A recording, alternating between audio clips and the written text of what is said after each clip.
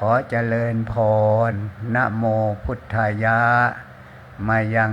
พุทธบริษัททั้งหลายทุกคนทุกท่านนะ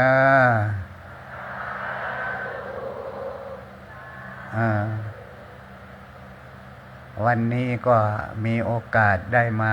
แสดงพระธรรมคำสอนของพระพุทธเจ้าให้พวกเราได้ฟังพอนำเอาไปประพฤติปฏิบัติตามสุสังลักขเตปัญญังฟังด้วยดีย่อมมีปัญญาเด้อตั้งใจฟังไม่ให้เข้าสมาธิฟังเข้าสมาธินั้นเป็นเรื่องต่างหากอีกตอนนี้เป็นให้มีสมาธิในการฟังเรียกว่าคณิกะสมาธิอุปจารสมาธิเท่านั้นสมาธิในการฟังนะฟังแล้วก็โอปนายโกน้อมเข้ามาสู่ตนเองจึงเรียกว่าฟังธรรมฟังแล้วเข้าหูซ้ายออกหูขวาไม่มีประโยชน์ ต้องโอปนายโกธรรมน้อมเอาพระธรรมคำสอนมาสู่ตนเองมาสู่ตนเองตนเองก็คือใจนี่เองเอานี่ละถ้าใครฟังตั้งใจฟังด้วยดีย่อมบรรลุย่อมมีปัญญาย่อมบรรลุเป็นพระโสดาบันสกิทาคาอนาคาสุดท้ายผู้มีจ่ออยู่แล้วก็จะสำเร็จเป็นพระอรหันต์เลยจึงให้ฟังตั้งหน้าตั้งตาฟังด้วยดีนะ ผู้บัญญัติพระธรรมคำสอนของพระเจ้าขึ้นมาเนี่ยผู้บัญญัติกายวาจาใจขึ้นมาสอนให้ชุมชนประพฤติปฏิบัติตามพระธรรมพระวินัยในศาสนาผู้นั้นชื่อว่าพระพุทธเจ้าฉะนั้นพระธรรมคำสอนของพระพุทธเจ้าก็คืออะไรกายวาจาใจเท่านี้เองพวกเราก็ไปถือเอา80,000เนี่ยใช่ไหม84,000พระธรรมขันธ์มันท่องไม่ได้หรอกจำไม่ได้เรียนไม่ได้หรอกแต่หลวงตาก็ไม่ได้นักทำตีทำโทก็ไม่ได้กับเขานะพระบ้านนอกบวชมาก็เป็นพระเฉยๆเนี่ยพระขี้ข้างไม่ได้ไปท่องเอาถึงขนาดนั้นท่องเอาแต่พระธรรมคำสอนของพระเจ้าฟังเข้าใจไหมล่ะต้องสนทนาด้วยคุยด้วยมีอยู่เท่าไหร่3อย่างกายวาจาใจเท่านี้ผู้ใดนำเอากายนั่งอยู่นี่นะวาจาใจไปประพฤติปฏิบัติตามผู้นั้นก็เรียกว่าสงฆ์สาวกของพระพุทธเจ้าหมู่ใดปฏิบัติดีแล้วได้เป็นทันทีนะไม่ว่าวันพรุ่งนี้หรือหลายวันจึงจะเป็นถ้าใครปฏิบัติเดี๋ยวนี้กายก็นั่งอยู่นี่วาจามีไหมเนี่ยอยู่ในนี่ใจมีไหมอยู่ในนี่ปฏิบัติเดี๋ยวนี้ปัจจุบันธรรมเนี่ยพระองค์ไม่ได้หมายถึงอดีตอนาคตหมายถึงขณะนี้ในทิฏฐธรรมนี้ในปัจจุบันธรรมนี้เนี่ยเราก็ได้เป็นสุปฏิปันโนภควโตสาวกสังโฆนี่ที่สวดไปเมื่อกี้นี่ได้เป็นสงฆ์สาวกแปลว่าสงฆ์สาวกของพระพุทธเจ้าหมู่ใดปฏิบัติดีแล้วอะไรดี กายดี วาจาดี ใจดี เท่านี้เอง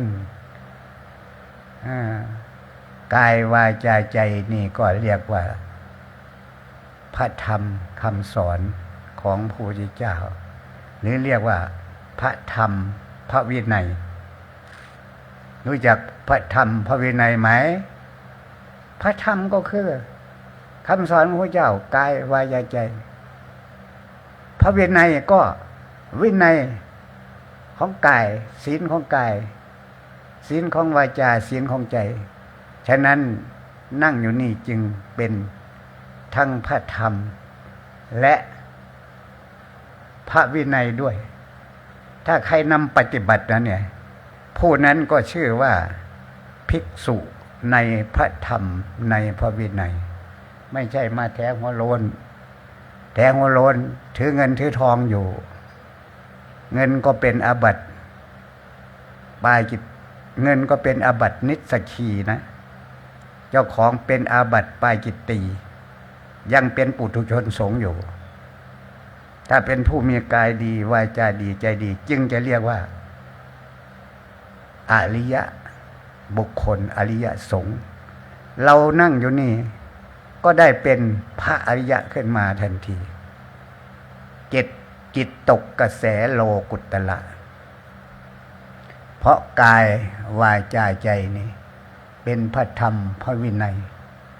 เป็นศีลเข้าใจไหมศีลคือวินัยคือศีลวินัยโยคือศีลวินัยคือศีลศีลของพวกเรานี่ก็มีอยู่2 ชั้นนะเดี๋ยวนี้ไม่รู้จักรักษาศีลอะไรรักษาศีลอะไรเดี๋ยวนี้8เป็นศีลอะไรหรือเป็นศีล8แหมก็ศีล8แล้วหลวงตาศีลมันแบ่งออกเป็น2 ชั้นนะชั้นหนึ่งเรียกว่าโลกียศีลเคยได้ยินไหมศีลของโลกเขาปฏิบัติเพื่อปิดอบายภูมิเท่านั้นนี่โลกียศีลได้แก่ศีล5ศีล8ศีล10ศีล227นี่เรียกว่าโลกียศีลพระองค์ว่าศีลของสังคมศีลของประเพณีนะสังคมของฆราวาสญาติโยมก็ศีล5สังคมของแม่ชีแม่พราหมณ์ก็ศีล8สังคมของเณรก็ศีล10สังคมของพระโอ้เก่งมากนี่แหละต้องเข้าใจอย่างนี้ไม่ให้พวกหลวงตาพูดคนเดียวนะต้องสนทนากันไปด้วยสมัยพุทธกาลพระองค์ก็ถามปัญจวัคคีย์เหมือนกันนะรูปเที่ยงหรือไม่เที่ยงปัญจวัคคีย์นั่นเที่ยงไหมล่ะอนิจจังพันเตนั่นท่านก็สนทนาไปอย่างนี้นี่แหละศีลสังคมศีลประเพณีก็เป็นศีลเพื่อปิดอบายภูมิเท่านั้นเองถ้ารักษาได้ถ้ารักษาไม่ได้ก็ไปตกอบายภูมิรู้จักอบายภูมิไหมมีกี่อย่างแหมไม่ต้องหัวเราะดอกมีกี่อย่างสัตว์นรกเปรตอสุรกายมี4 อย่างถ้ารักษาศีล5ไม่ได้ก็ต้องไปตกอบายภูมิเท่านั้นเองนี่เป็นศีลสังคมศีลประเพณีฉะนั้นผู้จะไปอบายภูมิมากขนาดไหนพระองค์ตรัสเอาไว้ผู้จะไปอบายภูมิเปรียบเสมือนวัวตัวหนึ่ง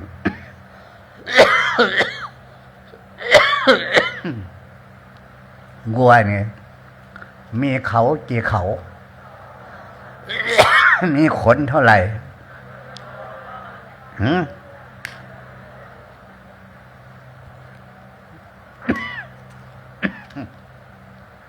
นั่นแหละผู้จะไปอบายภูมิเท่าขนวัว ผู้จะไปสวรรค์นิพพานเท่ากับเขาวัวคือมีน้อยแท้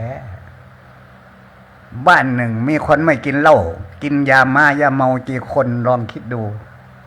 ใช่ไหมคนไม่ฆ่าสัตว์ลักทรัพย์ไม่กี่คนนี่ได้ไหมมีไหมพระองค์จึงเปรียบเสมือน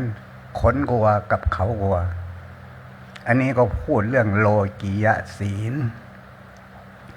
ถ้าผู้ใด นำเอาโลกุตตรศีลไปประพฤติปฏิบัติโลกุตตรศีลคือศีลกุศลกรรมบท10ได้ยินหรือยัง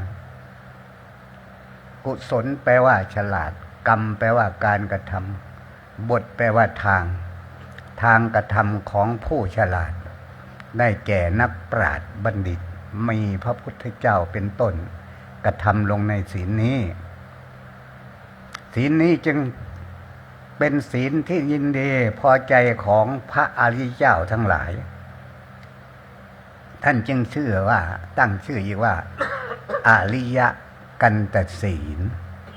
ศีลนี้ถ้าใครเอาไปปฏิบัติไม่เรียกว่าพระสงฆ์องค์เนรอุบาสกอุบาสิกาได้เป็นอริยบุคคลขั้นต้นหมดได้ยินไหมไม่ได้มาแถหัวแผลผมโกนคิ้วห่มผ้าเหลืองดอกเขาก็เรียกว่าอริยชนเปลี่ยนจากอริยะเปลี่ยนจากปุถุชนไปเป็นอริยชนหรืออริยบุคคลอริแปลว่าข้าศึกศัตรูแปลว่ากิเลสยะแปลว่าไกลเป็นผู้ไกลจากกิเลสจึงเรียกว่าผู้มีกายประเสริฐวาจาประเสริฐใจประเสริฐ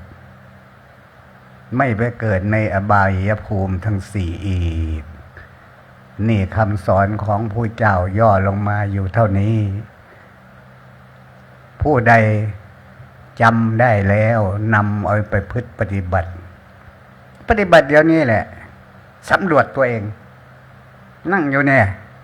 ทิฏฐธรรมในปัจจุบันในขณะนี้กายเราดีไหมวาจาดีไหมใจดีไหมเราก็เป็นผู้ปฏิบัติดีแล้วเท่านั้นเองกายดีวาจาดีจิตตกกระแสโลกุตตระโลกุตตระคือแปลว่าอะไรฮะแปลว่าอะไรไม่รู้จักโลกุตตระเลยฮะแปลว่าอะไรแปลว่าพระนิพพานได้ยินไหมจิตตกกระแสพระนิพพานถ้าพูดแกล้งท่านเลยว่าจิตตกกระแสโลกุตตระเพราะศีลอันนี้เป็นโลกุตตระศีลศีลอันพูดไปเมื่อกี้เป็นโลกียศีลผู้ใดเอาโลกียศีลมาบวกใส่กับโลกุตตระศีลผู้รักษาศีล5ก็เอาศีลกุศลกรรมบท10ไปบวกใส่เอาอธิศีลไปบวกใส่8ก็บวก10บวก227ก็บวกใส่โลกุตตระศีลพระก็ได้เป็นอริยบุคคลโยมก็ได้เป็นอริยชนเท่านั้นเองเป็นบุคคลผู้ประเสริฐกายประเสริฐวาจาประเสริฐใจประเสริฐเท่านี้จึงเรียกว่าจิตตกกระแสโลกุตตระยังไม่ถึงโลกุตตระนะตกกระแสเคยเห็นไหมน้ำฝนตกหนักๆลงมาไหลลงในลำห้วยก็ไหลลงไปสู่น้ำโขงก็ไหลลงไปสู่ทะเลเมื่อไปถึงทะเลน้ำเค็มไหมเค็มด้วยกันทั้งนั้นเลยไหลจากประเทศไหนจังหวัดไหนลงไปก็เป็นน้ำเค็มด้วยกันหมดจิตของเราเมื่อตกกระแสก็เหมือนกันตกกระแสโลกุตตระไหลเรื่อยๆไหลเอื่อยๆเป็นพระโสดาบันสกิทาคาอนาคาเป็นพระอรหันต์ก็เข้าถึงพระนิพพาน เข้าถึงธรรมธาตุธรรมชาติด้วยกันหมดคือนิพพานธาตุนั่นเองเข้าใจไหมเดี๋ยวนี้ยังไม่ถึงยังอยู่ในห้วยในหนองอยู่เข้าใจไหมพอไหลลงไปถึงน้ำทะเลก็เค็มพอไหลเข้าไปถึงพระอรหันต์ก็เป็นผู้เข้าถึงโลกุตตระเข้าถึงพระนิพพานเท่านั้นเองฉะนั้นพวกเรานั่งอยู่นี่ไม่ต้องเสียอกเสียใจว่าไม่ได้บวชเหมือนแม่เขาแม่ชีเหมือนพ่อแม่ครูบาอาจารย์เราก็สามารถเป็นพระอริยะขั้นต้นได้เข้าใจไหมเป็นผู้ที่มีกายดีวาจาดีเราก็เรียกว่าภิกษุในพระธรรมพระวินัยในพระธรรมพระวินัยเป็นผู้มีกายดีวาจาดีใจดีก็ได้เป็นพระโสดาบันประเภทที่หนึ่งเท่านี้เองง่ายไหมง่ายไหม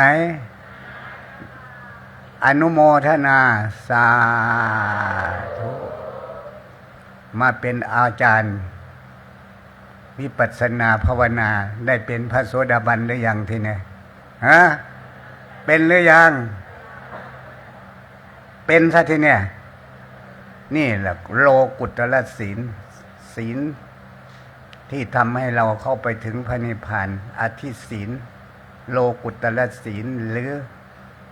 อริยกันตศีลก็อันเดียวกันกับศีลกุศลกรรมบท10เข้าใจนะเนี่ยได้เป็นพระโสดาบันขั้นต้นเท่านั้นเองเรียกว่าสงฆ์สาวกของพระเจ้าหมู่ใดปฏิบัติดีแล้วนั่นอะไรดี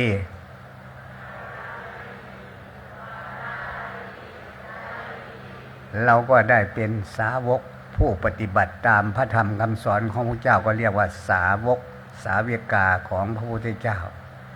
ปิดอบายภูมิได้อย่างมากกลับมาเกิดในมนุษย์หรือสวรรค์อีกไม่เกิน7 คำลบ7 ภพ 7 ชาติก็จะเข้าสู่พระนิพพานในภายภาคหน้าอนุโมทนาอีกดังๆแหมได้เป็นพระโสดาบันหมดแล้วขออนุโมทนาด้วยเด้อสาธุ ต่อไปก็มีพระโสดาบันอีกนะพระโสดาบันนี่แบ่งออกเป็น3 ประเภทอันนี้ประเภทที่1เรียกว่าสัตตคตุปรมะสัตตะแปลว่า7กลับมาเกิดอีกไม่เกิน7 ชาติเข้าสู่พระนิพพานง่ายไหมล่ะมีหวังหรือยังเวียนว่ายแต่เกิดอีกไม่เกิน7 คำลบประเภทที่2ดวงตาเห็นธรรมสำคัญนะพอได้ยินว่าดวงตาเห็นธรรมเกิดคิดแล้วไปเห็นอะไรจึงจะเห็นธรรมธรรมอยู่ที่ไหนอยู่ในแบบในหนังสือเหรอใช่ไหมอยู่ไหนธรรมก็นั่งอยู่นี่แล้วเนี่ยกายวาจาใจนี่แหละคือธรรมเข้าใจไหมกายก็เรียกว่ารูปธรรมใจก็มีคือนามธรรมรูปธรรมนามธรรมก็มีวาจาด้วยก็เรียกนี่แหละดวงตาเห็นธรรมธรรมตัวนี้ธรรมชาติก้อนนี้มันเกิดมาจากอะไรธาตุดินน้ำลมไฟอากาศวิญญาณนี่เรียกว่ากองสังขารทั้ง6มารวมกันเข้าเรียกว่าก้อนสกลกายเข้าใจไหมก้อนสกลกายก็มีรูปแยกออกเป็นรูปธรรมนามธรรมเป็น6รูปธรรมนามธรรมก็อันนี้ก็4 อย่างก็คือรูปธรรมดินน้ำลมไฟอากาศอันนี้ก็เรียกว่าใจเรียกว่านามธรรมรูปธรรมนามธรรมเนี่ย เขาสมมติว่ารูปธรรมนามธรรมรูปธรรมนามธรรมเนี่ยเขาก็มาสมมติว่าขันธ์ห้าเข้าใจไหมเนี่ยกายกับใจนั่งอยู่เนี่ยเขาสมมติว่าขันธ์ห้าเนี่ยง่ายๆนี่นะรู้จักขันธ์ห้าหรือยังฮะขันธ์ห้ามีจริงไหมมีจริงไหมมีโดยสมมุติเฉยๆบัญญัติก้อนธาตุก้อนธรรมตั้งชื่อขึ้นมาว่าขันธ์ห้าขันธ์ห้าก็เป็นนามธรรมเป็นชื่อของธรรมชื่อมีตัวมีตนไหมล่ะมีสัตว์มีคนไหมเฮ้ยเขาตั้งชื่อสมมุติบัญญัติจากก้อนธรรมนี่มาเป็นขันธ์ห้าสมมุติขึ้นมาเฉยๆแล้วก็มาสมมุติว่าสัตว์ว่าคนว่าเราว่าเขาทับใส่กายกับใจนี่อีกขันธ์ห้านี่อีกสัตว์บุคคลตัวตนเราเขามีจริงไหมมีจริงไหมฟังออกไหมฟังทันไหมมีจริงไหมมีโดยสมมุติเท่านี้เรียกว่าคนเนี่ยใช่ไหมนั่งอยู่เนี่ยเรียกว่าขันธ์ห้าสมมติว่าขันธ์ห้าหรือเสียงว่าลงสมมติว่าคนสมมุติว่าตัวตนมันเป็นก้อนสมมุติว่าเราว่าเขาเราเขามีจริงไหมมีจริงไหม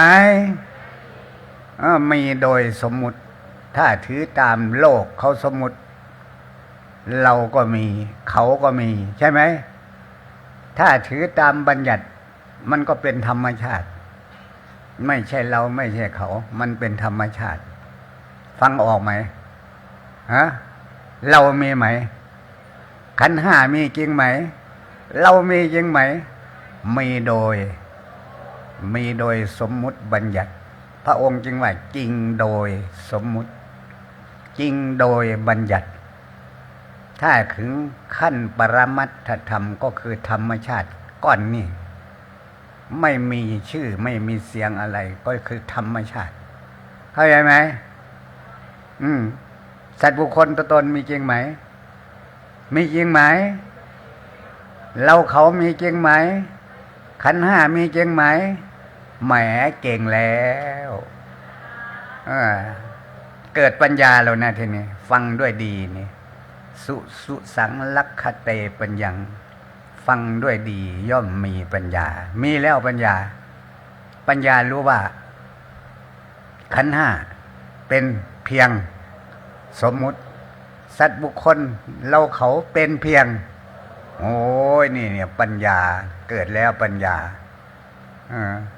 รู้ว่าขันธ์ห้าก็ไม่มีสัตว์บุคคลตัวตนก็เป็นสมมุติง่ายไหมเนี่ยเขามาสมมติเรามีจริงไหมเนี่ยนั่งอยู่เนี่ยสมมติว่าเรานอกจากนี้ให้ว่าเขาได้ยินเลยยังเรามีไหมมีไหมเขามีไหมแหมเก่งแล้วเป็นพระโสดาบันประเภทที่สองนี่เราก้อนนี้ให้สมมุติว่าเราเฉยๆนะสมมาพูดกันเฉยๆเรามีความแก่เป็นธรรมดาแก่ไหมแก่ไหมทำไมถึงแก่ทำไมถึงแก่นั่งอยู่เฉยๆทำไมถึงแก่แก่ไหมนั่งอยู่เฉยๆเนี่ยโอ้ยมันแก่เพราะอะไรเพราะเกิดนานเพราะเกิดโดนเกิดนานใช่ไหมจักปีแล้วกี่ปีแล้วว่างั้นนะเข้าใจไหมล่ะมันแก่มาเพราะอะไรเราถึงแก่เพราะมันไม่เที่ยงทำไมไม่เที่ยงเพราะการเวลารู้จักการเวลาไหม วินาที นาทีชั่วโมง วันเดือนปีเกินกินเราเข้าใจไหมได้กี่ปีแล้วฮะเนี่ยนี่มันแก่มาอย่างนี้นี่เรามีความแก่เป็นธรรมดานี่ดวงตาเห็นธรรมแล้วทำไมถึงแก่มันไม่เที่ยงทำไมไม่เที่ยงเพราะการเวลาเกินกินเราเข้าใจไหมถ้าวินาทีนาทีไม่มีเราจะแก่ไหมแก่ไหมเป็นทารกอยู่เหมือนเดิมใช่ไหมเดี๋ยวนี้เป็นปู่ย่าตายายเขาแล้วเป็นพ่อเป็นแม่เขาแล้วบางคนเขาเรียกว่ายายก็โกรธนะ ถ้าเขาเรียกว่าพี่เนี่ยแหมยิ้มเลยนะ ถูกใจยิ้มเลยนะถ้าเขาเรียกว่ายายเนาะแหมมึงเรียกใครว่ายายว่ากันกูแก่เราเลื่อนหน่อยนะเนี่ยเรามีความแก่เป็นธรรมดาคือเป็นอนิจจังทุกขังอนัตตาบอกได้ไหมไม่ให้มันแก่เพราะอะไรนะเพราะมันเห็นไม่ใช่เรามันเป็นเราไหมล่ะสมมติว่าเราเฉยๆเรามีโดยสมมติถ้าเราเป็นเราจริงๆคงจะบอกผมอย่างงอกนะบอกได้ไหมบอกได้ไหม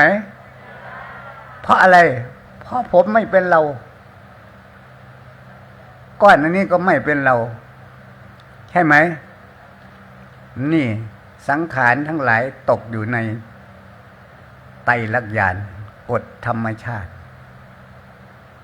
กฎธรรมชาติได้แก่อะไรอนิจจังนี่มันอยู่อย่างนี้มันใช่เราอนัตตาไม่ใช่เรานั่นเนี่ยมาสมมุติเรียกว่าเราเฉยๆถ้าเป็นเราจริงๆเธออย่าแก่นะบอกได้ไหม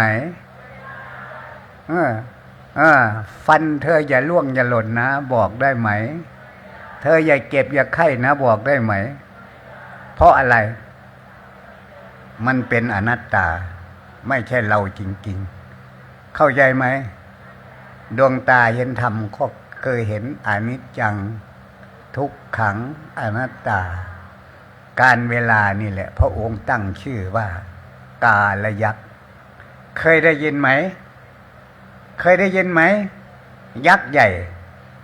เกินกินสรรพสิ่งทั้งหลายในโลกนี่กลางมาได้กี่วันแล้วเกินมา ใช่ไหมเกินมาแล้วเดี๋ยวก็จะลื้อออกแล้วเนี่ยมันเกินกินวินาทีนาทีชั่วโมงมันกินเกินกินเราอยู่ยังไงเราจึงมีความเกิดความแก่ความตายอยู่หายใจเข้าก็เรียกว่าเกิดแล้วก็แก่หายใจออกตายเข้าใจไหมเห็นเราเกิดเราตายเลยยังนี่แหละอนิจจังหายใจเข้าออกนี่เที่ยงไหมเมื่อกี้เนี่ยการเวลาเกินกินอันนี้ก็เกินกินเรานะลมหายใจนี่คือวิญญาณคือตัวเรารู้จักตัวเราไหมตัวเราก็คือใจนี่แหละใจนี่แหละเรียกว่าวิญญาณกับใจก็คนเดียวกันใช่ไหมล่ะตัวของเราแท้ๆคือใจคือวิญญาณวิญคือลมหายใจญาณคือจิตอาศัยในลมสูดลมเข้าไปจิตกับลมก็วิ่งเข้าไปนี่เรียกว่าเราวิญญาณคือเราเข้าใจไหมรู้จักเราไหมวิญญาณนี่คือตัวเราแท้ๆหายใจเข้าก็เรามีความเกิดขึ้นเป็นแก่ไหมล่ะแก่ปั๊บพร้อมกันเลยแล้วก็ดับไปออกมาก็ตายเรามีความตายเป็นธรรมดา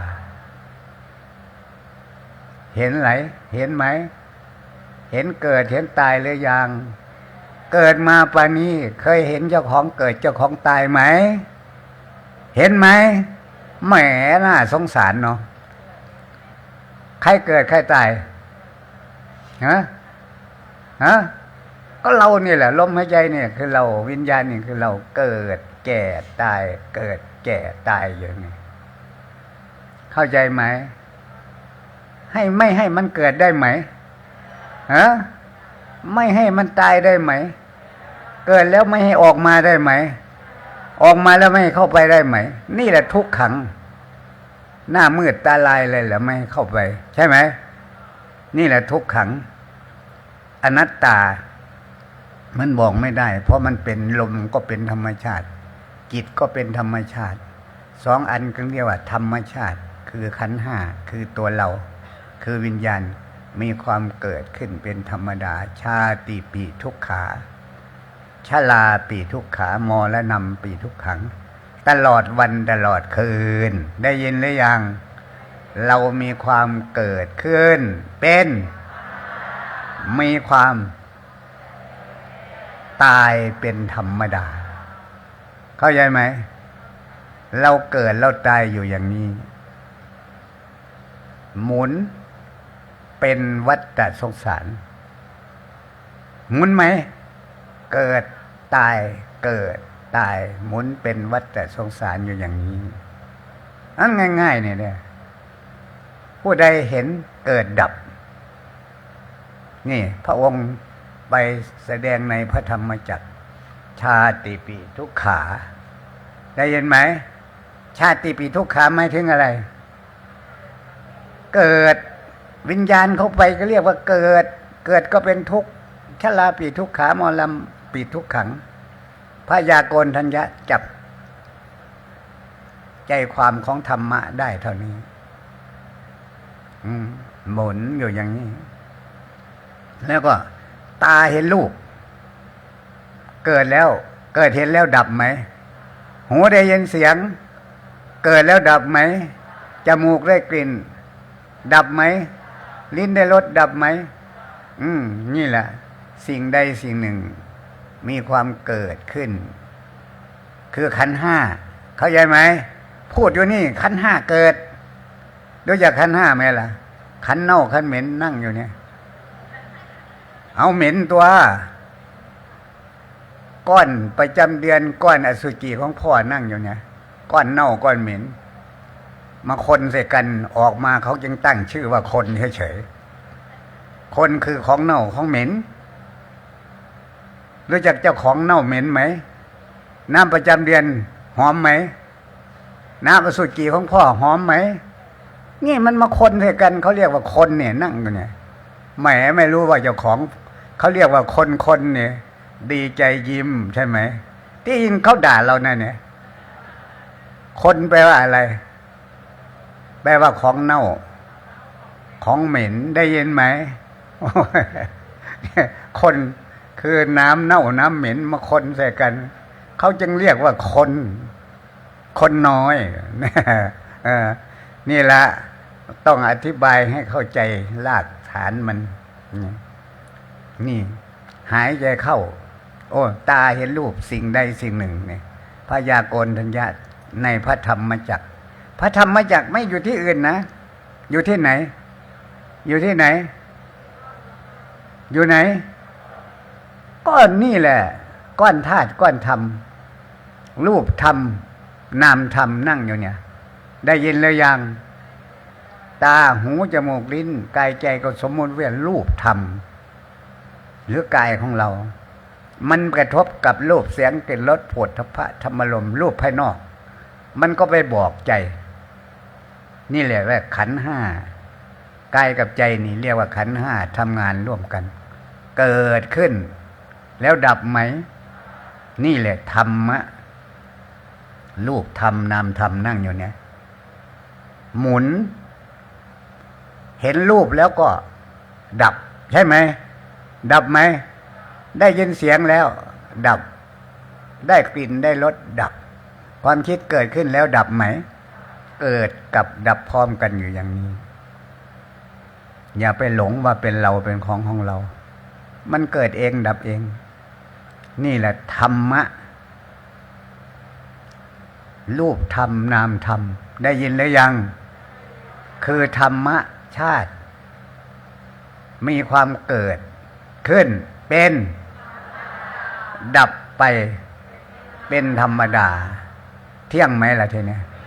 นี่แหละดวงตาเห็นธรรมดาเห็นอนิจจังทุกขังอนัตตาเกิดแล้วต้องดับทนอยู่ไม่ได้ต้องดับเห็นรูปแล้วผ่านไปก็ต้องดับได้ยินเสียงผ่านไปก็ต้องดับสิ่งใดสิ่งหนึ่งมีความเกิดขึ้นเป็นธรรมดาสิ่งทั้งหลายก็ดับไปเป็นธรรมดาเราก็เห็นดวงตาเห็นธรรมได้ยินหรือยังก็บรรลุเป็นพระโสดาบันประเภทที่สองแรงๆแหมไม่บรรลุเลยนะไม่ได้ซื้อใครนะเนี่ยเห็นลมหายใจเขาออกเท่านี้ได้เป็นพระโสดาบันแล้วชาติปีทุกขาชราปีทุกขามรณะปีทุกขังเข้าใจไหมเกิดสิ่งใดสิ่งหนึ่งมีความเกิดขึ้นเป็นธรรมดาสิ่งทั้งหลายก็ดับไปเป็นธรรมดาก็เรียกว่าดวงตาเห็นบรรลุเป็นพระโสดาบันประเภทที่สองกลับมาเกิดในมนุษย์หรือสวรรค์ไม่เกิน2-3 ชาติก็เข้าสู่พระนิพพานสาธุพระองค์จึงสอนให้รู้จักเกิดดับนึกออกไหมรู้จักเกิดดับไหมอุทธัพพยญาณญาณกำหนดรู้เกิดดับให้เห็นอยู่อย่างนี้ตายรูปก็ทุกข์ขันธ์ห้ามันทำงานทุกข์เกิดดับหูได้ยินเสียงก็ทุกข์เกิดดับจมูกได้กลิ่นลิ้นได้รสก็ทุกข์เกิดขึ้นทุกข์ตั้งอยู่ทุกข์ดับไป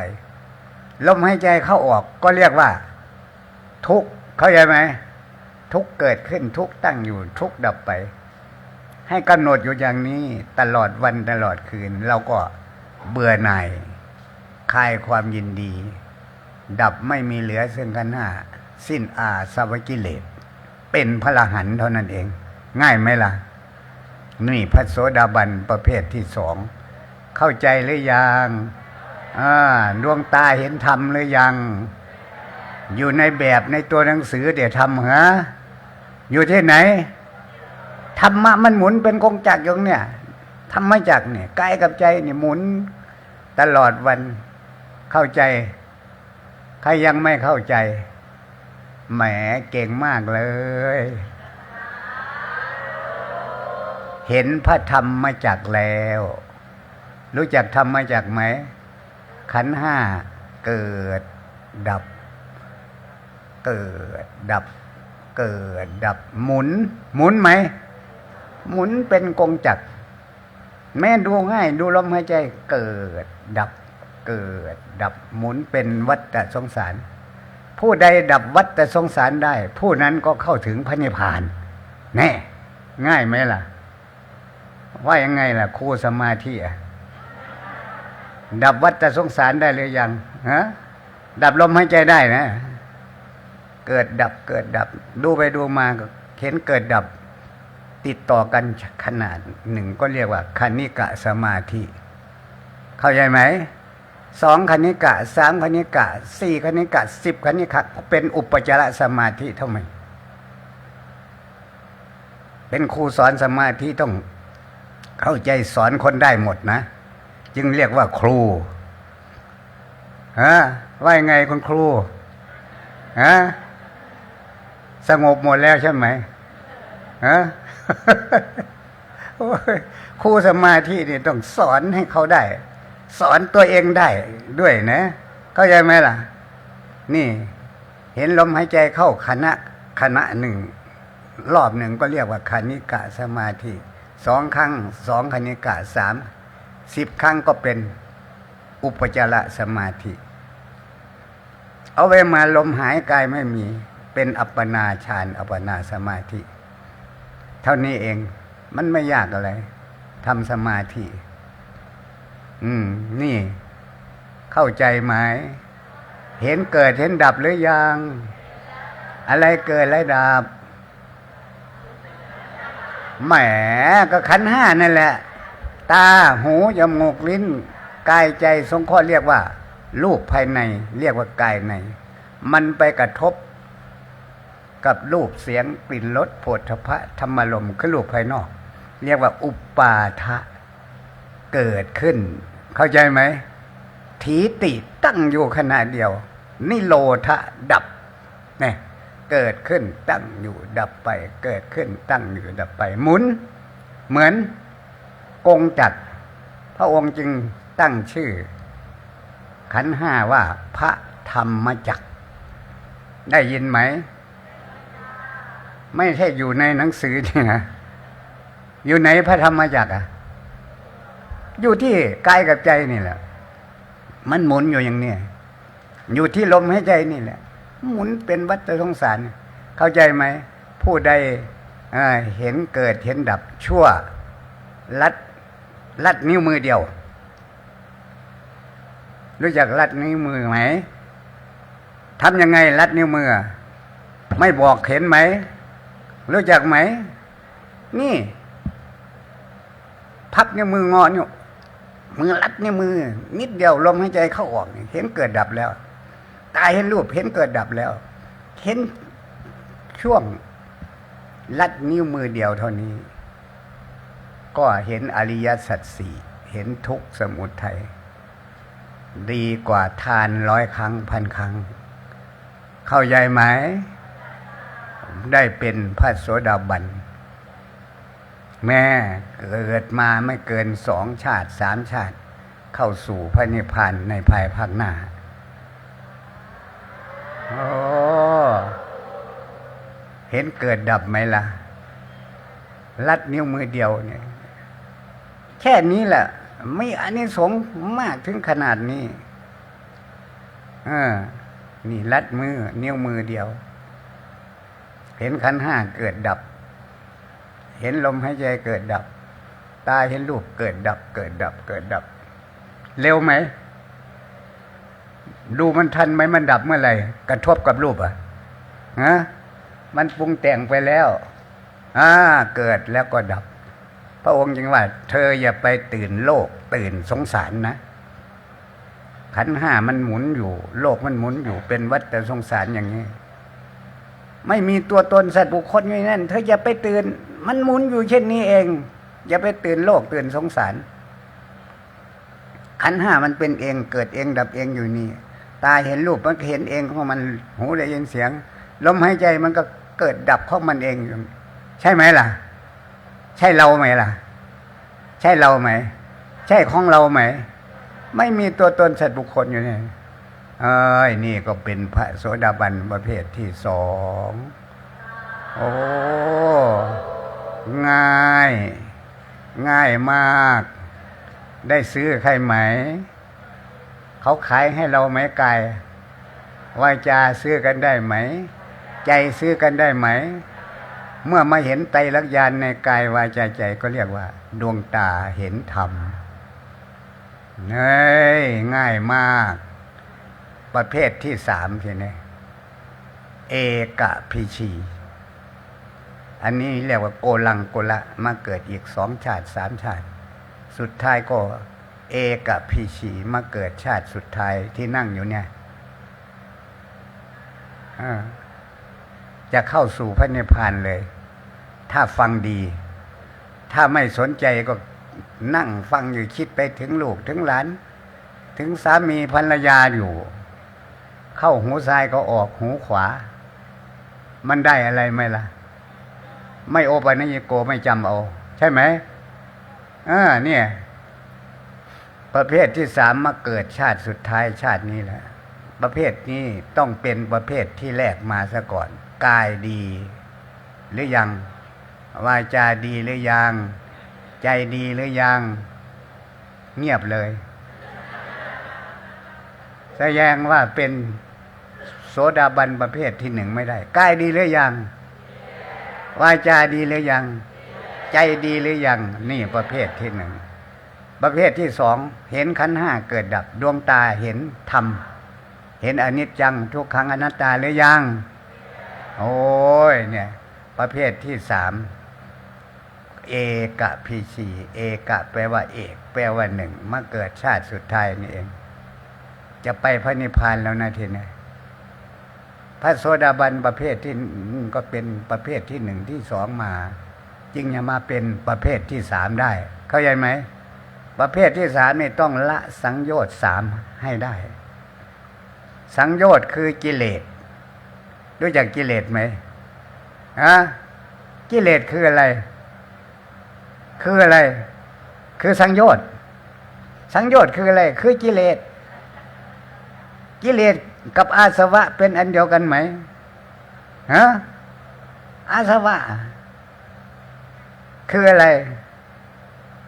คือความเศร้าหมองคือความหมักดองอยู่ในจิตในใจของเราเนี่ยเรียกอาสวะก็คือความโลภอะไรอีกมันมีเท่านี้ความโลภความโกรธความหลงนี่ผู้ใดดับความโลภความโกรธความหลงได้ก็เข้าสู่พระนิพพานคือโลกุตตระเท่านั้นเองที่มันดับไม่ได้ก็เพราะเรายังเป็นพระโสดาบันไม่ได้พระโสดาบันประเภทที่สาม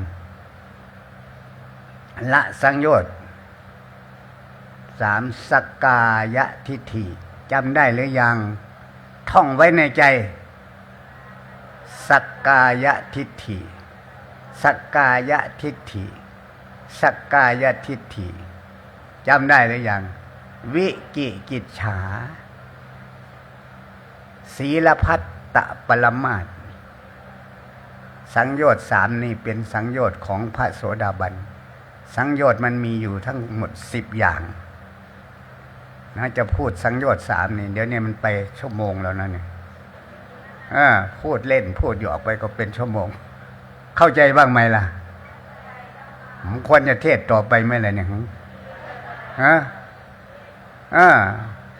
สักกายทิฏฐิความเห็นว่าก้อนสกลกายหรือจะก้อนสกลกายไหมนั่งอยู่เนี่ยประกอบด้วย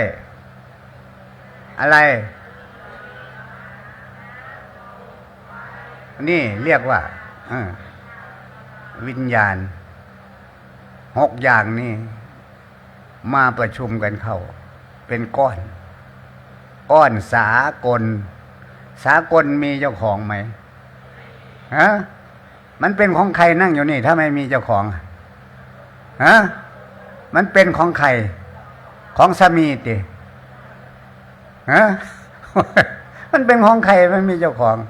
มันเป็นธรรมชาติเราไม่เกิดมาดินมีไหมน้ำมีไหมมันเป็นของทั่วไปเกิดมาก็มาเอาดินน้ำลมไฟนี่แหละมาเกิดใช่ไหมถ้าไม่มีดินน้ำลมไฟอากาศแล้วก็มันเกิดไม่ได้อัน6 อย่างนี้จึงเรียกว่าก้อนสากลของทั่วไปมีเจ้าของไหมสากลแหมเข้าใจบ้างไหมสากลดินน้ำลมไฟอากาศนี่ก้อนสากลท่านก็มาแยกให้เข้าใจง่ายๆดินน้ำลมไฟอากาศคือกายนั่งอยู่นี่เข้าใจไหมกี่อย่างเนี่ย5 อย่างเรียกว่ากายวิญญาณเรียกว่าใจมารวมกันก็เรียกว่ากายกับใจหรือเรียกว่ารูปธรรมนามธรรมสมมุตินะเนี่ยรู้จักสมมุติไหมสมมุติว่ารูปธรรมนามธรรมรูปธรรมนามธรรมนี่ก็มาสมมุติตั้งชื่อสมมุติว่าขันธ์5ได้ยินไหมขันธ์5มาตั้งชื่อของรูปธรรมนามธรรมธรรมชาติก้อนนี้ว่าขันธ์5เนี่ยขันธ์5มีจริงไหมมีไหมไม่มียังไงนั่งอยู่เนี่ยเขาสมมุติว่าขันธ์5เฉยๆพวกตาบอดตาจิตตาใจนะ ตาเนื้อตาหนังมันก็มองเห็นอย่างนี้แหละตาจิตตาใจมันบอดตาปัญญาเข้าใจไหมเขาสมมุติเฉยๆสมมุติเป็นของจริงหรือไม่จริงเขาสมมุติขึ้นมาใช้กันในสังคมมนุษย์ให้เรียกว่าขันธ์ห้าเข้าใจไหมขันธ์ห้ามีจริงไหมมีจริงไหมต่อมาเขาก็มาตั้งชื่อสมมติว่าสัตว์บุคคลเราเขาสัตว์บุคคลเราเขามีจริงไหมแหมเก่งมากทั้งนี้ไม่ได้ยินมีจริงไหมคนมีจริงไหมเรามีจริงไหมไม่มีเนี่ยขันธ์ห้ามีไหมเรามีไหมนี่เป็นสมมุติบัญญัติขึ้นมาเรียกกันเฉยๆที่นี่เราก็มาหลงตรงนี้แหละสักกายทิฏฐิสักกายทิฏฐินี่เขาเรียกย่อๆว่าสมมุติว่าขันธ์ห้าเข้าใจไหมกายเนี่ยกับใจนี่เรียกว่าขันธ์ห้าทิฏฐิแปลว่าเห็นสักกายทิฏฐินี่คือรูปธรรมนามธรรมคือขันธ์ห้าความเห็นว่าขันธ์ห้าเป็นเรานี่สักกายทิฏฐิเราเป็นขันธ์ห้าขันธ์ห้ามีอยู่ในเราเรามีอยู่ในขันธ์ห้าความเห็นสี่อย่างได้ยินหรือยังขันธ์ห้าเป็นเราหนึ่งสองเราเป็นขันธ์ห้าสามขันธ์ห้ามีอยู่ในเราสี่เรามีอยู่ในขันธ์ห้าความเห็นสี่อย่างพระองค์เรียกว่าทิฏฐิวิปลาสวิปลาสคืออะไรรู้จักวิปลาสไหมแหมไม่เคยเห็นคนเป็นวิปลาสเตี่ยฮะคนเป็น ทิฏฐิของคนบ้าเราเป็นบ้าหมดนะนั่งอยู่เนี่ยมาสอนให้คนหายเป็นบ้านะเดี๋ยวนี้ฮะที่อย่างนี้ทิฏฐิวิปลาสวิปริตวิปลาสคลาดเคลื่อนจากความเป็นจริงเข้าใจไหมที่จริงขันธ์ห้ามีไหมเรามีไหมขันธ์ห้าเป็นเราไหมเราเป็นขันธ์ห้าไหมขันธ์ห้ามีอยู่ในเราไหมเรามีในขันธ์ห้าไหมขันธ์ห้าก็สมมุติเฉยๆเราก็สมมุติเราเป็นขันธ์ห้าไหมล่ะท่านขันธ์ห้าเป็นเราไหมเรามีอยู่ในขันธ์ห้าไหมขันธ์ห้ามีในเราไหมขันธ์ห้าก็สมมุติเราก็สมมุติขึ้นมาเรียกใช้กันในสังคมมนุษย์เฉยๆเราก็ละสักกายทิฏฐิได้มิจฉาทิฏฐิความเห็นผิดเข้าใจไหมความเห็นวิปลาสความเห็นผิดมิจฉาแปลว่าผิดทิฏฐิแปลว่าเห็นผิดเดี๋ยวนี้เห็นผิดหรือเห็นถูกฮะมีพี่บ้าไหมล่ะนั่งอยู่เนี่ยแหมกลัวเจ้าของจะเป็นบ้าโอ้ยพวกพี่บ้ากลัวเจ้าของจะเป็นบ้าไม่มีขันธ์ห้าก็เป็นสมมุติบัญญัติเข้าใจไหมสัตว์บุคคลตัวตนเราเขาก็เป็นสมมุติบัญญัติขึ้นมาเรียกใช้กันเฉยๆที่มาเรียกว่าขันธ์ห้าเป็นเรามันเป็นเราไหมขันธ์ห้าเราเป็นขันธ์ห้าไหมขันธ์ห้ามีอยู่ในเราไหมเรามีในขันธ์ห้าไหมเราก็หายเป็นบ้าแล้วโอ้ยหายเป็นบ้าแล้วเป็นบ้ามาตั้งแต่อ้อนแต่ออดเนาะใช่ไหมล่ะหายเป็นบ้าหรือยังมิจฉาทิฏฐิดับคืออวิชชาดับลงได้หรือยังความโง่ความหลงความเห็นของพี่บ้าเนี่ยคืออวิชชาเข้าใจไหมดับได้หรือยังสัมมาทิฏฐิแปลว่าอะไรฮะความเห็นถูกต้องคือปัญญาก็เกิดขึ้นมาแทนทันทีความโง่ดับลงไปดับได้หรือยังความเห็นถูกต้องสัมมาทิฏฐิคือปัญญาก็เกิดขึ้นมาเท่านี้เองเกิดหรือยัง เรามีไหมล่ะขันธ์ห้ามีไหมโอ้ยสัมมาทิฏฐิปัญญาเห็นชอบเกิดขึ้นมาแล้วเห็นว่ากายก็สักแต่ว่ากายเขาตั้งสมมุติว่ากายสังขารมารวมกันเฉยๆมีสัตว์บุคคลไหมมีสัตว์บุคคลในกายนี่ไหมมีเรามีเขาไหมโอ้เราก็ละวิกิกิจฉาความสงสัยหายลงไปเลยหายไหมมีเราไหมอยู่ในเนี่ยมีสัตว์มีคนไหมมีนี่แหละสักกายทิฏฐิดับวิกิกิจฉาความโลเลสงสัยว่าสัตว์ว่าคนว่าเราว่าเขาอยู่ในนี้ดับลงไปพร้อมกันไหมดับไหมเรามีไหมสัตว์บุคคลตัวตนมีไหมความสงสัยว่ามีสัตว์บุคคลอยู่ในต้นดับก็วิกิกิจฉาเนี่ยความโลเลสงสัยดับลงไปศีลพัตตปรมาสการประพฤติวัดปฏิบัติพจน์ไม่ได้สงสัยปฏิบัติอยู่ที่กายได้ยินไหมวาจาใจเท่านี้นี่แหละพระธรรมพระวินัยก็อยู่ที่กายวาจาใจไม่ได้สงสัยไม่ไปงมงายไปกราบพญานาคไปกราบหอพระภูมิศาลพระภูมิใช่ไหมไปกราบต้นไม้ใช่ไหมล่ะไปกราบพระพรหมเนี่ยคนโง่มันเป็นอย่างนั้นแหละศีลพัตตปรมาสนะพระพรหมอยู่ไหนอยู่ไหนพระพรหมเขาเอาไปติดไว้หน้าบ้านตั้งไว้หน้าบ้านติดพระพรหมพรหมวิหารสี่เคยได้ยินไหมล่ะเคยได้ยินไหมอะไร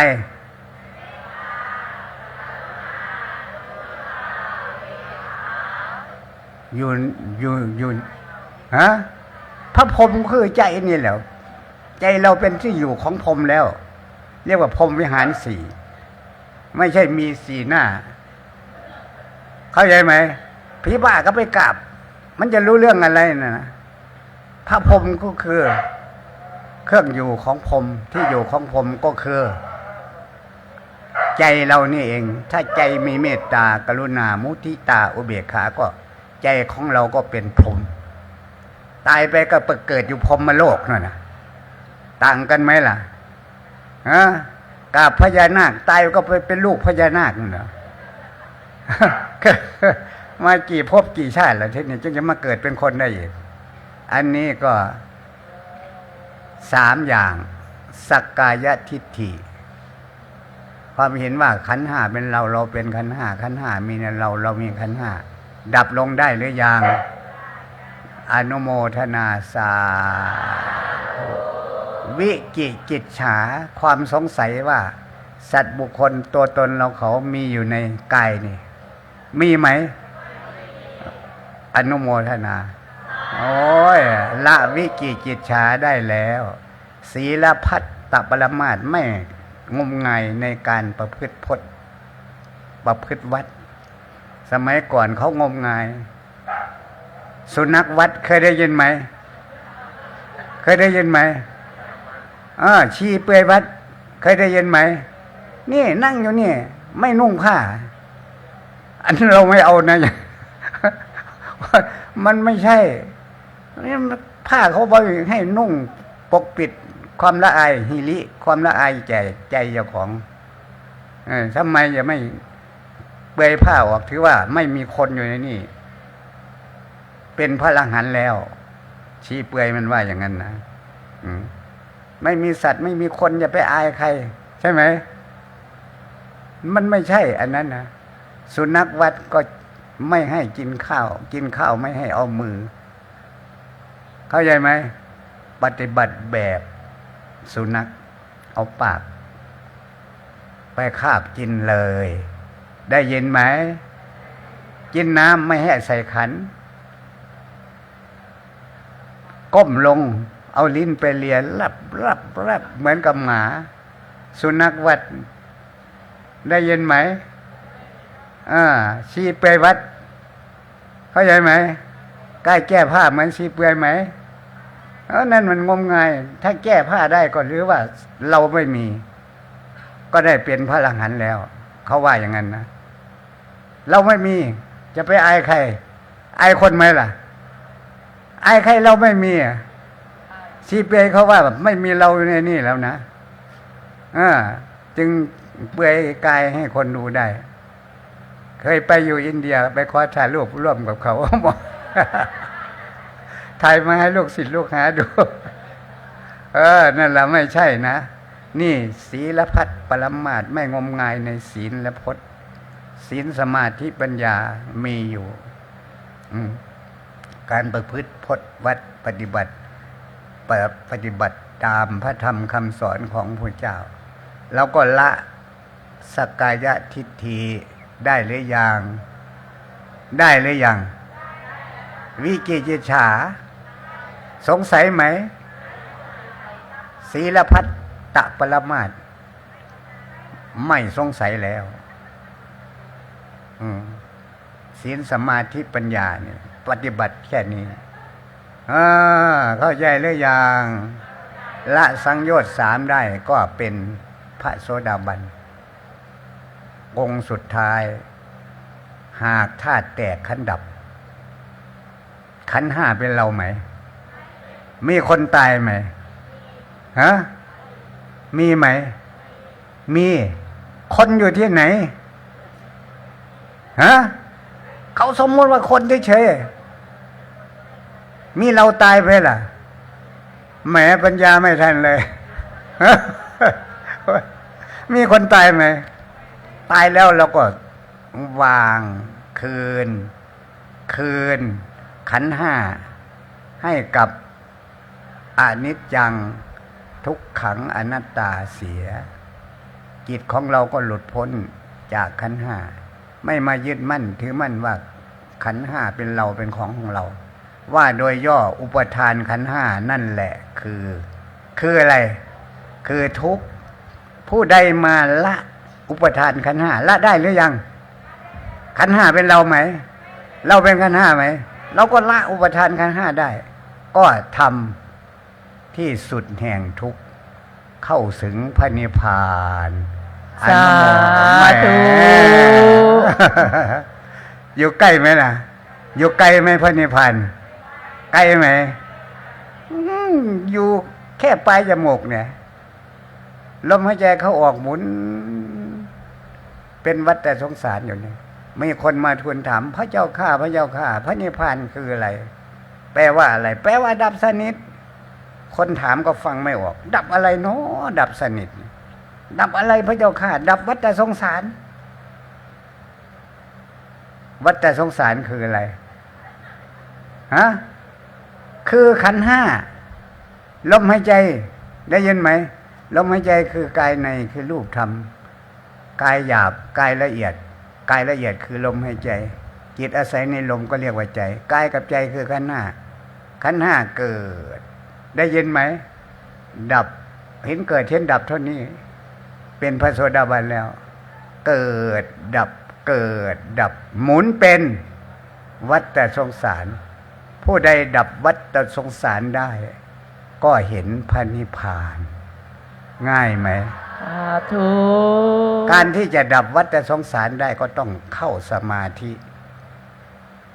ว่ายังไงครูสมาธิเราเอาอะไรเป็นคำบริกรรมคำภาวนาพุทโธอะไรก็ได้แล้วแต่ถูกจริตนิสัยพระองค์สอนอานาปานสติอานาแปลว่าอะไรแหมครูสมาธิไม่รู้จักอานาปานสติอานาก็แปลว่าลมหายใจเข้าได้ยินไหมปานะก็คือออกเนี่ยสติแปลว่าความระลึกรู้ระลึกได้ตลอดวันตลอดคืนให้มีสติระลึกรู้ลมหายใจเข้าออกเท่าที่เราจะทำได้ก็เรียกว่าภาวนา เข้าใจไหมไม่ต้องมานั่งจนดากตูดด้านเหมือนดากลิงตูดลิงเคยเห็นตูดลิงไหมทุกอริยบทนั่นนะมีสติรู้ยืนเดินนั่งนอนมีสติรู้ลมเห็นเราอยู่ก็เรียกว่าภาวนาเท่านั้นเองง่ายๆนี่เองพระองค์จึงตัดย่อๆว่าวิตกครูสมาธิรู้จักวิตกไหมคืออะไรคืออะไรวิตกยกจิตขึ้นสู่อารมณ์ได้ยินไหมใครเอาพุทโธเป็นอารมณ์ก็เอาจิตไปรู้อยู่กับพุทโธเข้าใจไหมใครเอาลมหายใจเป็นอารมณ์ก็ยกจิตขึ้นสู่ลมหายใจยกจิตขึ้นสู่คำบริกรรมภาวนาเรียกว่าวิตกวิจารณ์ถ้าเอาพุทโธมันก็วิจารณ์ยากเอาลมหายใจเนี่ยเข้ายากเข้ายาวเอาวิจารณ์ดูวิจารณ์แปลว่าวิจัยใช่ไหมเหมือนเขาวิจัยนักมวยนักกีฬานักฟุตบอลวิจารณ์ดูทีมไหนมันจะชนะพวกนักการพนันเขาแขนสั้นแขนยาวอายุเท่านั้นเท่านี้วิจารณ์ไปหมดชกไปยกนั้นยกนี้คนนี้ต้องอ่อนอย่างนั้นเตะไปนี่เขาวิจารณ์ลมหายใจเข้ายาวเกินไปเป็นยังไงวิจารณ์เป็นยังไงถ้าเข้ายาวเกินไปเป็นยังไงสบายหรือไม่สบายนี่แหละวิจารณ์ดูลมยาวเกินไปไม่สบายเอาลมสั้นเกินไปเหมือนหมาวิ่งมาใหม่ๆสุขหรือทุกข์จ้ะควรจะเอาไหมอย่างเงี้ยวิจารณ์ดูสั้นเกินไปก็ไม่ดียาวเกินไปไม่ดีเอาพอดีหยาบทีเนี่ยถ้าหยาบเกินไปเป็นยังไงยาวหยาบเป็นยังไงนี่วิตกวิจารหรือวิจัยก็อันเดียวกันวิตกวิจารดูอยู่อย่างนี้ยกจิตขึ้นมารู้อยู่ที่คำบริกรรมใครเอาพุทโธก็เอาพุทโธใครเอาลมหายใจก็เอาลมหายใจวิจารก็วิจารว่ามันเข้ายาวออกยาวมันเป็นยังไงเข้าสั้นออกสั้นเป็นไงยาวหยาบยาวปานกลางยาวสุขุมยาวประณีตเป็นยังไงให้วิจารดูอย่างนี้ด้วยวิริยะวิตกวิจารดูอยู่อย่างนี้ก็จะเกิดปีติเคยได้ยินไหมปีติเกิดความแช่มชื่นเบิกบานขึ้นมาพอวิจารติดต่อกันนะไม่ใช่วิตกแป๊บเดียวไปคิดถึงสามีแล้วเอาไหมอย่างนั้นไปคิดถึงงานเจ้าของแล้วเอาไหมอย่างนั้นไม่ใช่นะให้ติดต่อกันเป็นสันตติก็จะเกิดปีติความลื่นเริงเบิกบานขึ้นมาเมื่อปีติเกิดก็สุขก็จะเกิดตามมาปีติวิตกวิจารปีติปัสสัทธิเปิดปัสสัทธิขึ้นมาก่อนปัสสัทธิคืออะไรคือกายระงับจิตระงับกายคืออะไรเอาอะไรเป็นกายเดี๋ยวนี้ลมหายใจได้ยินไหมทางเนี้ยกายลมหายใจก็จะระงับดับลงพอลมหายใจเบาลงก็เกิดปิติพอปิติเกิดก็เกิดลมหายใจระงับดับลงกายระงับจิตระงับก็เกิดนี่แหละเรียกว่าปัสสัทธิกายระงับจิตระงับจิตดับลงลมหายใจดับลงก็ได้อะไรเอกัคคตาลมจิตก็ตั้งมั่นเป็นหนึ่งเอกะแปลว่าหนึ่งมีอารมณ์เดียวรู้อยู่เฉย ก็เรียกว่าได้ปฐมฌานเท่านี้มันจะไปยากอะไรยากคนไม่เข้าใจทำไม่ถูกเท่านั้นวิตกวิจารปิติปัสสัทธิเอกัคตารมณ์หรือไม่ว่าปิติปัสสัทธิวิตกวิจารปิติสุขเอกัคตารมณ์ก็ได้ปฐมฌานเท่านี้เองว่าไงคุณครูสมาธิเหตุเพียงใดจึงเรียกว่าครูสมาธิจึงเรียกตัวเองว่าครูสมาธิหลวงตาก็กลัวด้วยนะกลัวอาจารย์สอนสมาธินั่งอยู่ในครูสมาธิจึงไม่อยากพูดกลัวครูสมาธิจะหัวเราะในใจใช่ไหมเหตุเพียงเท่าไรจึงเรียกตัวเองว่าครูสมาธิพูดให้ฟังหน่อยว่ายังไงหลวงตาก็สงสัยมานานแล้วนะ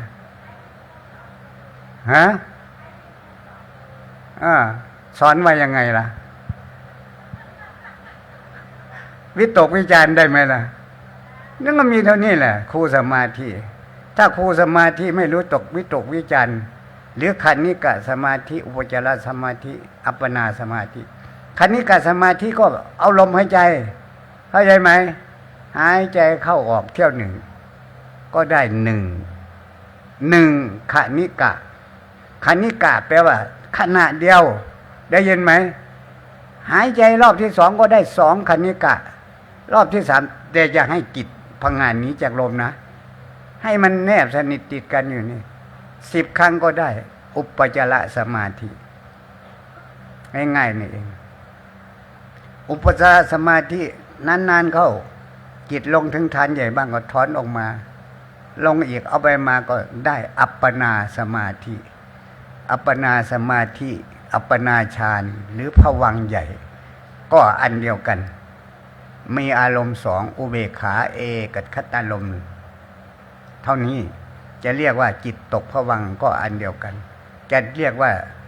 ได้อัปปนาฌานก็อันเดียวกันอัปปนาสมาธิก็มีอารมณ์2เท่ากันเข้าใจไหมล่ะนี่มันไม่ยากอะไรวิตกวิจารปิติสุขเอกัคตารมณ์ก็ได้ปฐมฌานดูไปดูมาวิตกวิจารดับลงคืออะไรลมหายใจดับลง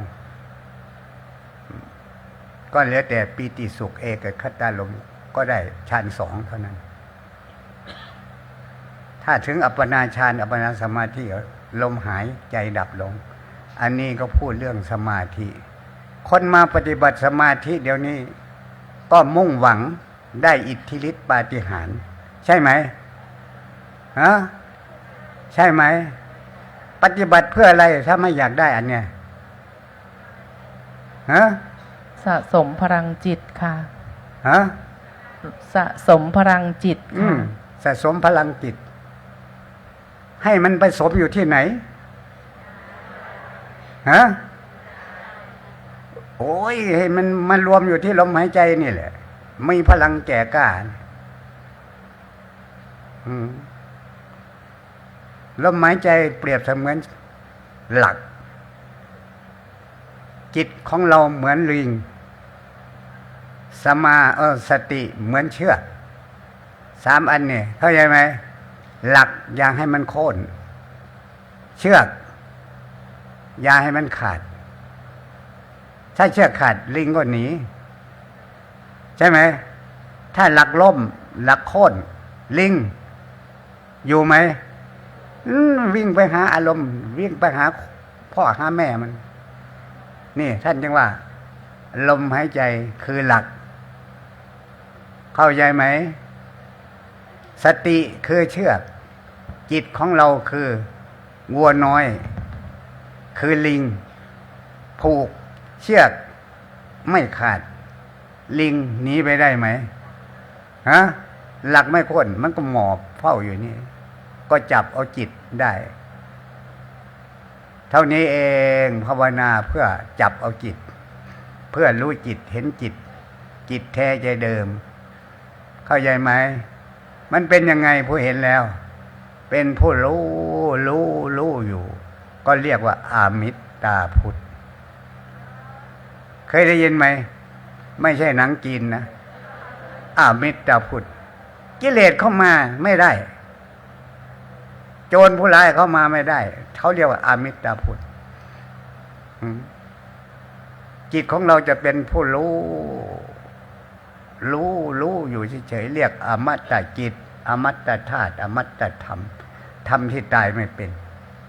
ไม่มีตัวตนสัตว์บุคคลรู้อยู่เฉยๆอุเบกขาอารมณ์ไหนไหลเข้ามามีคนรับอารมณ์ไหมไม่มีจิตก็ว่างจากอารมณ์จากสมมุติจิตก็เสวยวิมุตติสุขอยู่เท่านั้นเรียกว่าอามิตตพุทธเป็นพุทโธอยู่อย่างนี้ไม่มีประมาณอมิตตะไม่มีประมาณคำนวณไม่ได้รู้อยู่นี่ตกเบ็ดเอาปลาภาวนาเอาจิตเมื่อเห็นจิตเราแล้วเนี่ยเห็นหรือยังจิตก็เป็นผู้รู้อยู่เป็นอมตะจิตอมตะธาตุอมตะธรรมเราก็เห็นจิตรู้จิตของเราหรือจิตของเราไม่เป็นอากาลิโกจิตนะอากาลิโกธาตุอาริกาลิโกธรรมตอนเข้าสมาธินี่จิตจึงจะเป็นอากาลิโกถ้าเข้าสมาธิไม่ได้การเวลายังครอบงำอยู่ท่านเรียกว่าเมื่อได้สมาธิแล้วจิตก็จะเป็นอากาลิโกจิตอากาลิโกแปลว่าอะไรแปลว่าอะไรไม่มีการเวลาครอบงำจิตเข้าใจไหมอากาลิโกอากาลิโกจิตอากาลิโกธาตุอากาลิโกธรรมการเวลาไม่ครอบงำจิตได้จิตจึงเป็นผู้รู้ผู้ตื่นผู้เบิกบานอยู่ตลอดอนันตกาลการเวลาไม่ครอบงำได้นี่เข้าใจนะอีกอันหนึ่งมันก็จะเป็นแสงสว่างผ่องใสอยู่ท่านเรียกว่าอาภาอามิตตาภาอาภาแปลว่าตาภาแปลว่าแสงสว่างขณะที่มันเป็นพุทโธรู้อยู่เนี่ยมันจะมีอันหนึ่งสว่างเหมือนนวลเหมือนกับแสงจันทร์วันเพ็ญครอบโลกอยู่เป็นธรรมชาติหนึ่งเดียวอยู่เท่านี้ไม่มีอะไรแสงสว่างอันนี้ท่านจึงตั้งชื่อว่าอามิตตาภาเคยได้ยินไหมเมื่อจิตสงบลงมันจะมีสองอย่างหนึ่งอามิตตาพุทธสองอามิตตาภาว่า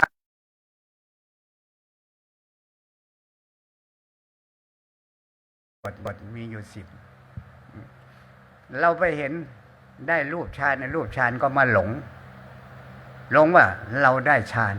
เราเป็นฌานฌานมีอยู่ในเรามีในฌานก็เรียกว่าอุปทานขันธ์5เข้าใจหรือยังเป็นสมาธิหัวต่อถ้าใครมายึดมั่นถือมั่นว่าสมาธิเป็นเราเป็นสมาธิเป็นมิจฉาสมาธิได้ยินหรือยังเดี๋ยวจะไปหลงนะครูสมาธิไปติดอยู่ในสมาธิไปเกิดอยู่พรหมโลกเท่านั้นได้เพียงเป็นพระอนาคามีสมาธินี่มันจะไปปราบกิเลสคือนิวรณ์ธรรม5กามฉันทะพยาบาทออกเราก็ได้เป็นพระอนาคามีอย่างมากก็ไปเกิดอยู่พรหมโลกเท่านั้นเองเขาเรียกว่าวิคัมภนวิมุตติจิตหลุดพ้นจากขันธ์5ด้วยฌานสะกดไว้ฌานข่มไว้เฉยๆยังเป็นมิจฉาสมาธิแม้ได้ฌานสมาบัติ8ได้ยินไหมล่ะรูปฌานรูปฌานรูปฌาน4รูปฌาน4เรียกว่าฌานสมาบัติ8ก็ยังเป็นมิจฉาสมาธิอยู่ต่อเมื่อ เรามาเห็นสมาธิตกอยู่ในไตรลักษณ์ญาณได้ยินหรือยังไตรลักษณ์ญาณคืออะไรฮะแหมไม่รู้จักไตรลักษณ์ญาณแล้วอนิจจังได้ยินหรือยังทุกขังอนัตตาสมาธิมันก็เกิดก็ดับแต่ก่อนดูไม่เป็นท่านบอกว่าเป็นมิจฉาสมาธิอยู่สมาธิหัวต่อไม่มีประโยชน์ต่อเมื่อมาเห็นสมาธิเป็นอนิจจังทุกขังอนัตตาจึงเรียกว่าสัมมาสมาธิเราจึงดับสมาธิลงได้ไม่ไปเกิดอยู่ในพรหมโลกเหมือนอย่างครูของพระพุทธเจ้า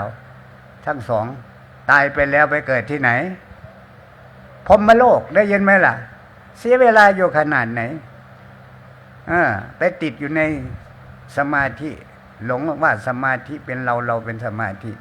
สมาธิก็คือรูปฌานรูปก็มีเรียกว่าขันธ์ห้าอยู่รูปฌานต่อเมื่อมาเห็นไตรลักษณ์ญาณในสมาธิจึงจะเรียกว่าสัมมาสมาธิได้ยินหรือยังได้ยินแล้วผู้สมาธิทั้งหลายเราต้องดูให้ละเอียดนะหลวงตาทำลายทีแรกหลวงตาก็มาติดอยู่อันนี้ติดอยู่ในสมาธินี่ว่ามันมีสุขมีความสุขมันสบายมากในฌานสามจึงมาทำลายวิธีทำลายก็ตั้งสติดูลมหายใจนี่แหละเข้าใจไหมเข้าออกอันหนึ่งเรียกว่าคณิกะเกิดขึ้นดับไหมลมหายใจเข้าออกเกิดดับนี่คณิกะขณะหนึ่งดับไปแล้ว2คณิกะ3คณิกะเรามาตั้งดูอยู่อย่างนี้หลายวันจึงชัดแจ้งขึ้นมาสมาธิเที่ยงหรือไม่เที่ยงคณิกะหนึ่งเกิดขึ้นแล้วดับเกิดขึ้นแล้วดับได้ยินเลยยัง2คณิกะ3คณิกะก็เกิดดับอย่างนี้เราจึงเห็นอนิจจังเที่ยงไหมทุกขังทนอยู่ไม่ได้อนัตตาบอกได้ไหมให้สงบตลอดวันได้ไหมไม่ได้นี่เราจึงเห็นไตรลักษณ์ญาณในฌานในสมาธิเราจึงดับขันธ์ห้าขันธ์ละเอียดขันธ์ประณีตได้จึงไม่กลับมาเกิดในพรหมโลกดับขันธ์ห้าได้ไม่เกิดอยู่ในกามโลกอีกไม่เกิดในพรหมโลกอีกจะไปเกิดอยู่ไหนกิจก็เข้าถึงโลกุตละเท่านั้นเองคืออะไรโลกุตละแหมเอาหูไปไหนเนาะไปดูอะไรกันเนาะเนี่ยนั่นก็ไปอยู่พระนิพพานไม่กลับมาเกิดมาแก่มาตายอีกเกิดเห็นไหมล่ะหายใจเข้าแก่ไหมตายนี่แหละสิ่งใดสิ่งหนึ่งเกิดขึ้นเป็นธรรมดาดับไปเป็นธรรมดาอย่างนั้นมาเกิดมาแก่อยู่ให้เข้าใจนะถูกวันนี้ก็ได้เวลาเราแสดงมาให้พวกเราท่านทั้งหลายฟังพอเป็นอุทาหรณ์สอนใจนะสาธุสาธุสาธุอนุโมทามิในนามของคณะศิษยานุศิษย์ในเจ้าพระคุณสมเด็จพระญาณวชิโรดมพระอาจารย์หลวงพ่อวิริยังสิรินทโรนะครับขอกราบขอบพระคุณในความเมตตาของหลวงตาสิริอินทศิริซึ่งท่านได้แสดงธรรมขั้นสูงขั้นปรมัตถ์สมแล้วครับที่มีข่าวว่าเมื่อปี 2565 หลวงตาในเดือนกุมภาพันธ์ได้ไปรักษาโรคตาแล้วก็ทางแพทย์ได้เก็บโลหิตกับน้ำตาของท่านเอาไว้พอถึงเดือนเมษายนทางแพทย์ก็มาดูก็พบว่า โลหิตของท่านกับน้ำตานั้นได้แปรสภาพเป็นก้อนเป็นพระธาตุสีแดงๆขาวๆก้อนเล็กบ้างใหญ่บ้าง นั่นคือธรรมขั้นปรมัตถ์ขอทุกท่านได้กล่าวสาธุการอีกครั้งหนึ่งครับ สาธุสาธุสาธุอนุโมทามิ เราก็จะให้พรนั่นนะพูดไม่เป็นดอกอะไรก็ไม่พูดไม่เป็น พูดเป็นแต่ธรรมะอย่างเดียว สาธุครับ เรื่องธรรมะนั่นคุยได้สนทนาได้อย่างอื่นพูดไม่เป็นขอกราบขอบพระคุณพ่อแม่ครูบาอาจารย์ทั้งหลายเด้อ สาธุ และญาติธรรมทั้งหลายที่มานั่งฟังวันนี้ ถ้าตั้งใจฟังดีก็บรรลุเป็นพระโสดาบันสกิทาคาอนาคาตลอดถึงพระอรหันต์นั่นแหละ สาธุ สาธุ เทศให้ฟังแล้วก็โอปัญญโกน้อมเข้ามาสู่ใจ กลับไปบ้านแล้วก็โยนิโสมนสิการโดยแยบคาย ไปพิจารณาไข้ควรโดยแยบคาย เหมือนกับสัตว์งัวควายเขากินหญ้าแล้ว เขาไปเก็บไว้ข้างในค่ำมาเขาก็เอาออกมาบดเอื้องเคยเห็นไหมล่ะควายมันแค่เอื้องบดให้ละเอียดซะก่อนเขาจึงเอาไปใช้ประโยชน์ ของเราก็เหมือนกันได้ยินได้ฟังแล้วก็โยนิโสมนสิการโดยแยบคาย แล้วก็จะเกิดภาวนามยปัญญา ที่แรกก็สุตตมยปัญญาได้ยินได้ฟังพอได้ยินได้ฟังแล้วก็นึกคิดไปพร้อมกับจินตมยปัญญาพอเกิดสองอย่างมาผสมกลมกลืนกันรู้เท่าเข้าใจจริงๆก็เรียกว่าภาวนามยปัญญาเท่านั้นเอง สาธุ เอารับพรท่านนะอิทธิตังปฏิตังตุมหังชิปะเมวสมิชตุสัพเบปเรนตุสังกปาจันโทปนลโสยถามณิโชติลโสยถาสัพพิติโยวิวัชชันตุสัพพโลโควินัสสตุมาเตภวัตวันตรายโยสุขีทีคายุโกภวะอภิวาทนาสีลิสานิจจังวุธาปจายโนจัตตาโลธรรมาวัตตันติอายุวันโนสุขังภาลา สาธุสาธุสาธุ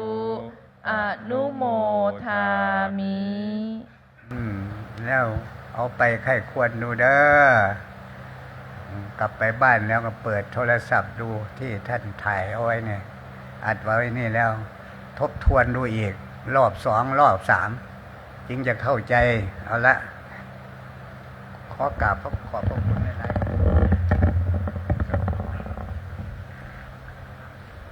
ลำดับจากนี้ไปท่านเจ้าคุณอาจารย์นะครับก็จะไปกราบหลวงตานะครับ เพื่อที่จะส่งท่านกลับที่พักนะครับ วันนี้เรามีกิจกรรมพิเศษนะครับ แต่ว่าก่อนที่จะถึงกิจกรรมพิเศษนั้นอยากให้ทุกท่านโดยเฉพาะอย่างยิ่งท่านที่เป็นครูสมาธิหรือยังไม่ได้เรียนก็ตามได้ฟังถึงสิ่งที่สำคัญที่ชาวโลกควรจะเรียนรู้นะครับ เพราะว่าทุกคนเนี่ยไปนิพพานไม่ได้หมดแล้วก็ไปไม่พร้อมกันเพราะฉะนั้นคนที่ยังอยู่ก็จะต้องมีชีวิตมีความเป็นอยู่ที่ดีด้วยหลักของการนำสมาธิมาใช้เพื่อให้เกิดพลังจิตต่อสู้กับชีวิตประจำวันให้ได้แล้วก็ค่อยๆตามไปทีละนิดทีละหน่อยจนกระทั่งถึงขั้นโสดาบันดังที่หลวงตาท่านว่านะครับสัตตกัตตุงโกลังโกละเอกพีชีใครทำพลังจิตได้ถึงขั้นไหนก็ไปขั้นนั้นครับ ค่ะขณะนี้หลวงตาก็จะได้เดินทางกลับนะคะ ขอพ่อข่าวแม่ข่าวทุกท่านได้ถวายการขอบพระคุณอนุโมทนา และถวายการส่งด้วยการสาธุค่ะ สาธุ สาธุ สาธุ สาธุ สาธุ สาธุ สาธุ สา